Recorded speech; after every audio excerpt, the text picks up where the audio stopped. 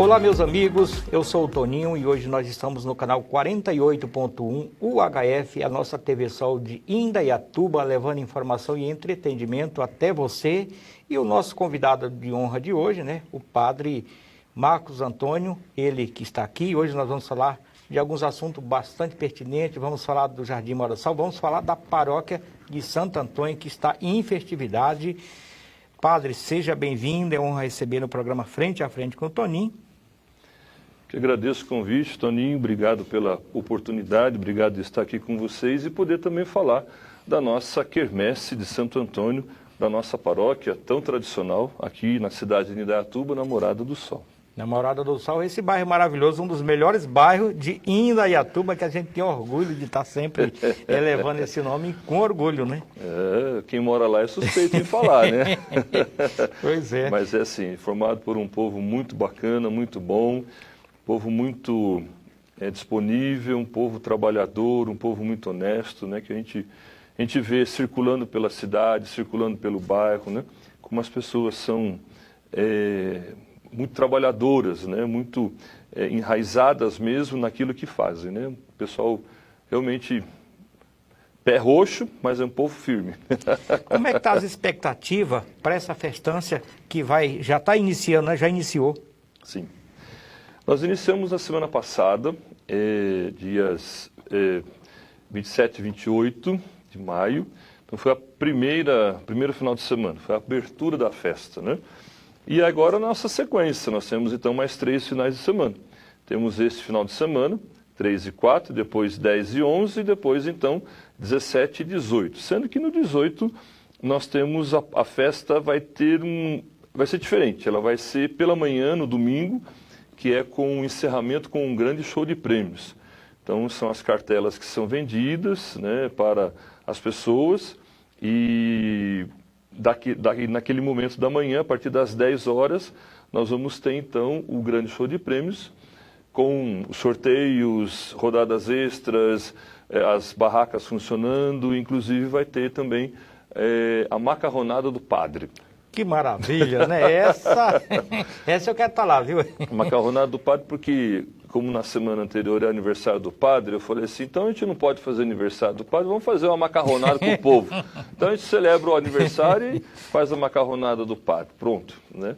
Mas a expectativa é grande, nós estamos assim, fizemos uma grande divulgação, também estamos utilizando desses meios aqui, né, para comunicar a festa, comunicar a quermesse. Tivemos no sábado à tarde o desfile das candidatas a princesa e rainha da festa. Retomamos essa tradição, que é bonita, é bacana.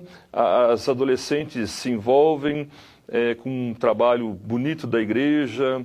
Isso recupera também da autoestima para elas. Isso é muito bonito e envolve muita gente, né? As famílias se envolveram, as pessoas da comunidade. Então nós tivemos à tarde, no sábado, um desfile delas com um caminhão de som aí na cidade, né? Elas ficaram felizes, né? E agora nesse domingo, inclusive, é o sorteio, é a coroação da princesa e da rainha, né? A rainha é uma adolescente, a princesa é uma menina até os 10 anos de idade, né? Então essa expectativa vai movimentando, bastante coisa, bastante gente que está ali envolvida, e o nosso desejo é formar uma festa que seja realmente muito familiar. Que é uma tradição já, todo ano tem essa festa, a festa de Santo Antônio, e dia 13 é um dia todo especial, onde vai ter um bolo com 70 metros, e temos também aí várias bebidas, vários tipos, atípico da festa, né? Atípico dessa época, né? Quentão, guaraná, essa coisa toda.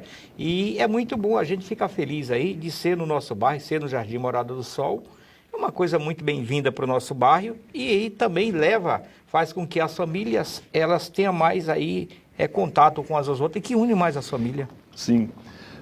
Nessa questão da tradição, né, ela já está na sua 31ª edição. Então, praticamente, essa quermesse existe depois... não, praticamente antes de formar a paróquia. Porque a paróquia ela fez 30 anos ano passado. Então, surgiu a festa juntamente com a paróquia, mas a comunidade em si já celebrava Santo Antônio até antes mesmo, né?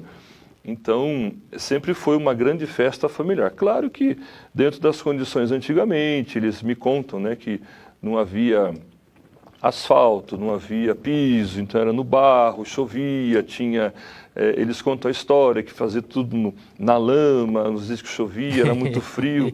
É interessante. E aí que nós tivemos uma ideia de entrevistar, também o pessoal da nossa Pastoral da Comunicação criou um pequeno vídeo com os antigos festeiros, aquelas pessoas que já trabalharam muito e que hoje, devido também às condições físicas, já não permite mais, mas a memória, a cabecinha das pessoas estão muito boas e eles gravaram vídeos contando fatos, contando casos, contando relatos. Isso é muito bom.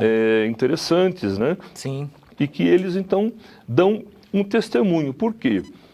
Porque eu entendi assim que é importante que os que hoje trabalham na festa, os que hoje estão trabalhando na festa de Santo Antônio, entendam e saibam que antes deles, né, já tivemos tantos outros que se entregaram, se doaram, foram voluntários, trabalharam por uma causa, né, pelo bem ali da comunidade, pela construção daquela igreja matriz, pelas comunidades, por um resgate do encontro festivo de famílias.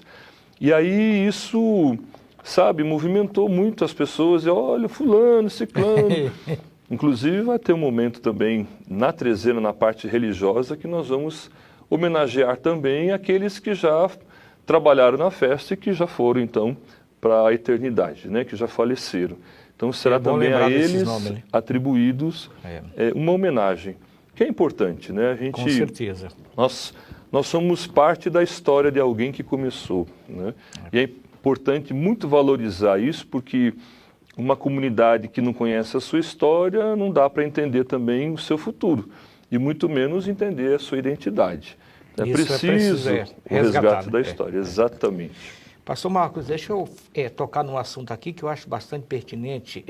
Hoje, com a criação de novas religiões, a formação de novas religiões, o senhor como padre tem perdido aí, muitos fiéis saem da Igreja Católica e vai para aquelas outras religiões. Qual tem sido aí a sua tática, qual tem sido aí o papel que o senhor tem feito para resgatar esses fiéis que vai para outras religiões? Então, é bastante complexo isso, né? Porque, na verdade, é o seguinte, as pessoas são batizadas, as crianças são levadas à igreja, e depois, se não existir uma educação, uma educação realmente de base, uma educação sólida, as crianças e os jovens vão se também fazendo outras opções. Também outros que eram católicos e que de repente buscaram outras denominações cristãs, de uma forma ou outra, estão buscando viver a sua fé. Alguns se identificam com outras denominações, alguns se identificam com outras formas de comunicação e entendem que aquilo é um lugar que a pessoa se encontra. Agora, por outro lado, então muitas pessoas acabam indo para essas igrejas. Mas, por outro lado, também nós temos um quadro reverso. Nós temos muitos que eram católicos, tornaram-se evangélicos, retomando para a Igreja Católica.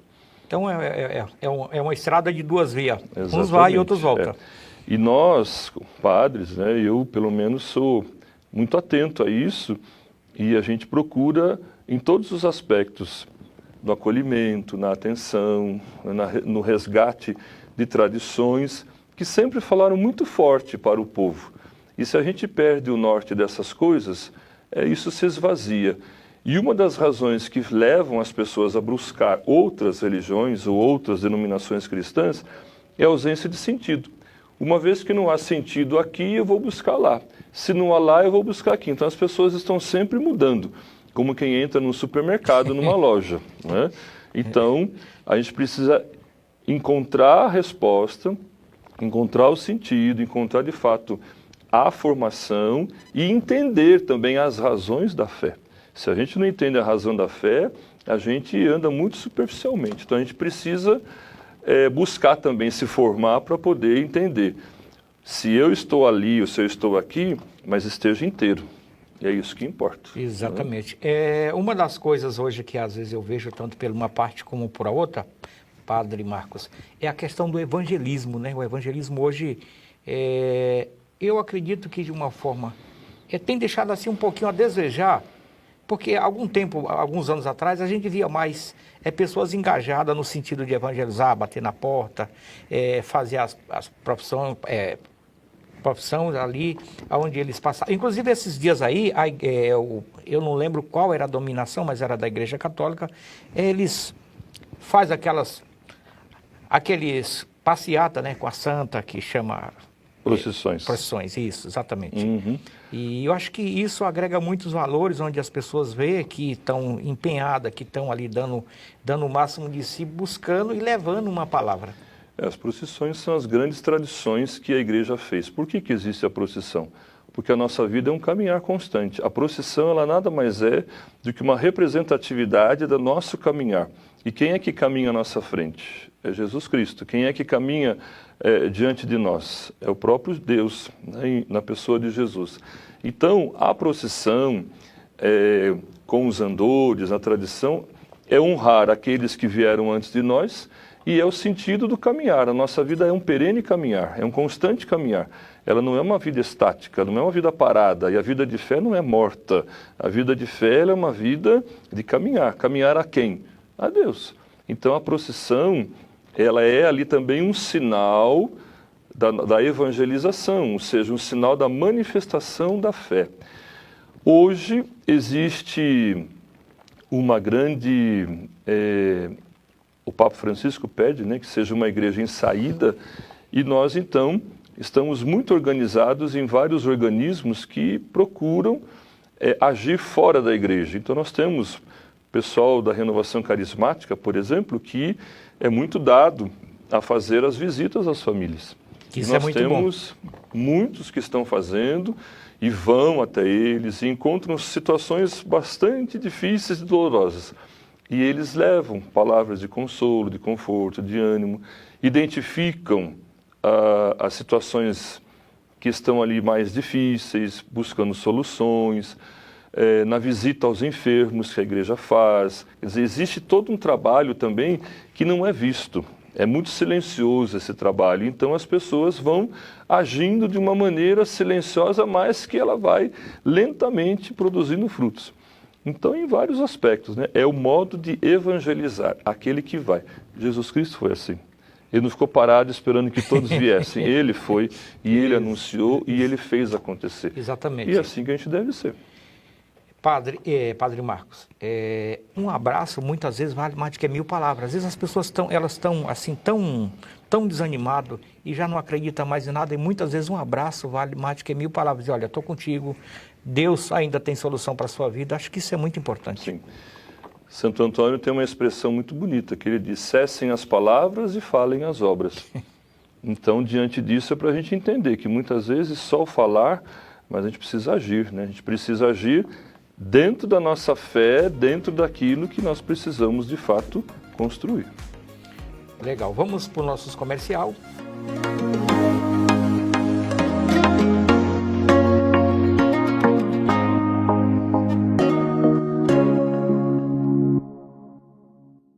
Toda família precisa de um espaço para ter uma vida tranquila e saudável. E por isso a OC cresce melhor a cada dia. Um exemplo disso é o nosso pronto atendimento, que passou a atender no novo prédio do hospital, muito maior e com ainda mais recursos para atender você e sua família com qualidade, ampliando a capacidade de atendimento em Indaiatuba. Novo pronto atendimento à OC. Mais espaço e estrutura para cuidar de você e de sua família. ARJ Multinegócios, a sua lan house para serviços digitais e muito mais. Está precisando de liberação do FGTS, linha de crédito para aposentado e pensionistas do INSS ou da Prefeitura de Indaiatuba? Então venham conhecer a ARJ Multinegócios, que fica na rua Cristina von Zubin Amstalden, no número 299, na Vila Brizola. Para serviços digitais, ligue 19 99474 7215 e para a liberação do crédito, ligue 11 97221 7292. ARJ Multinegócios, fazendo o seu serviço sem complicações.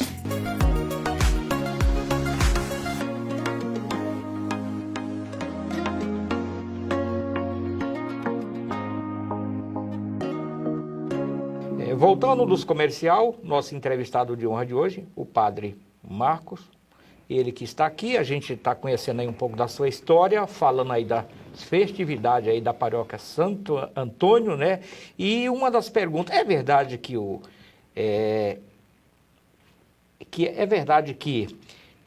Santo Antônio é casamenteiro? Isso é uma lenda ou isso de fato é verdade? Como é que funciona? São as tradições. A razão pela qual Santo Antônio é chamado de santo casamenteiro é devido à história de uma moça que desejava se casar e ela recorre então a Santo Antônio pedindo a ele que desse então a ela um futuro marido, né? Quando ela então encontra esse marido, encontra esse namorado, depois se torna o marido dela, e ela então vai agradecer, e ela começa então a divulgar essa tradição. Então ficou entendido como santo casamenteiro. Tá encalhado, pede para Santo Antônio, come o bolo, pede para Santo Antônio, para ver se encontra namorada, né? Então ficou essa, que a gente chama de devoção popular, né? É uma tradição que começou a existir, isso há séculos, né? Então isso foi se difundindo e me parece que hoje não tem muita gente necessitada de Santo Antônio para isso. Tá cheio de gente aí que não quer saber de compromisso. Aí ao mesmo tempo chora, né? Não tem namorado. Aí corre a Santo Antônio então. Aí com certeza, né? Então eu tenho certeza que Santo Antônio vai ter muito para trabalhar, porque vai ter muitos pedidos agora nessa acredito que quermesse, né? Que legal, né? Muito bom ouvir as histórias e os relatos. Tem muitos. Padre Marcos, quando começou a sua vocação para ser um representante de Deus aqui na Terra? Eu nasci, na verdade, numa família de o catolicismo, né, muito forte, né? Como a gente tem aí na raiz, né, no sangue da família, a força do catolicismo muito grande, a devoção, né?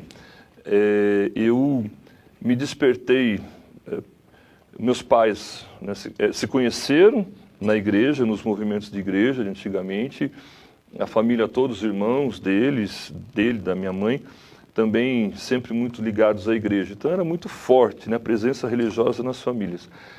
E com isso eu fui crescendo nesse ambiente, né? E eu então, aos 10 anos de idade, quando me preparava para a primeira Eucaristia, eu senti que afirmei para mim mesmo, quero ser padre, né?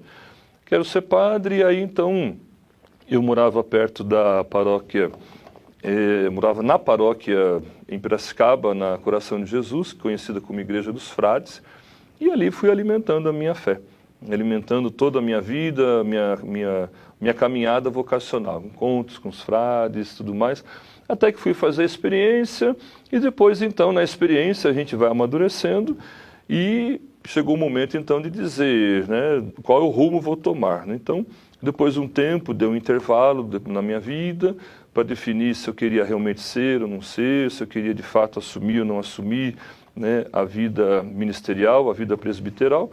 Então, depois, com muitas orientações, participando sempre da igreja, porque não dá para você pensar em ser padre só teoricamente, você tem que estar engajado dentro de uma comunidade, engajado numa vida da paróquia, numa ação que conduza você para ser aquilo que você deseja. É igual, às vezes você pergunta para algum adolescente, o que você quer ser na vida? Aí ele fala, eu quero ser médico. Tá bom. E você Já se interessou em conhecer o corpo humano através de mapa, através de enciclopédia, na internet e tal? Não. Mas como assim, né? Você precisa... Se você quer ser um jornalista, você fica interessado nos meios de comunicação. Você repara como é que o jornalista se comporta, como é que se faz a edição, né? Cada um vai buscando o que tem por trás daquilo que está diante de todo mundo. Para o mercado. Lógico, né? Então é a mesma coisa, a gente tem que estar envolvido, estar no campo. Se você não está ali, como é que você vai ter certeza? Quem é que vai comprovar? Quem é que vai, na verdade, ajudar você naquilo que você deseja?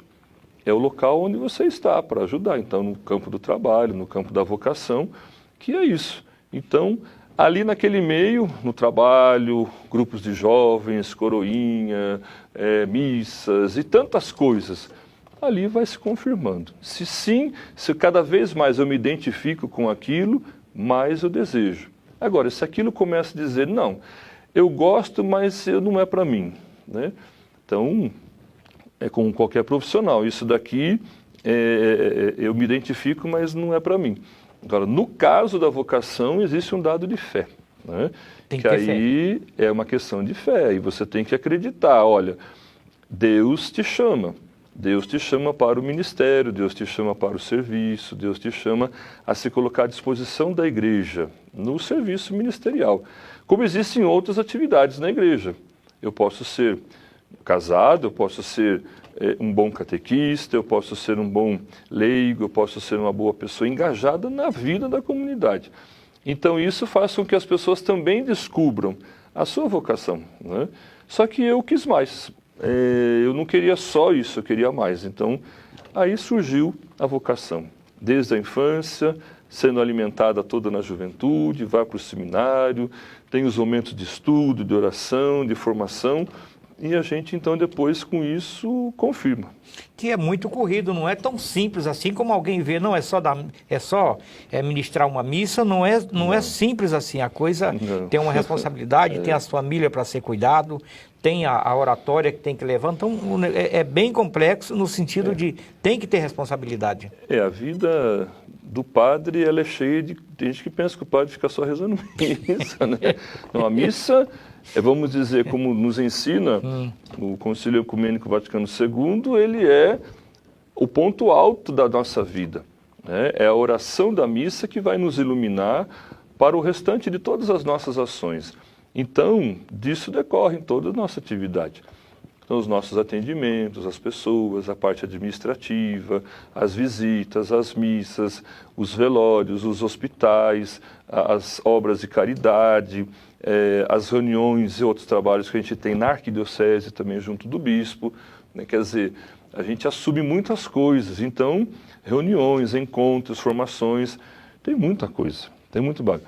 Então, isso não deixa a gente parar. E como a gente é um só, ou melhor, no momento tem um outro padre comigo, um vigário, o padre Ronaldo também, que está me ajudando. Então, nesse sentido, a gente divide as tarefas, mas se eu estou sozinho, tem que fazer tudo.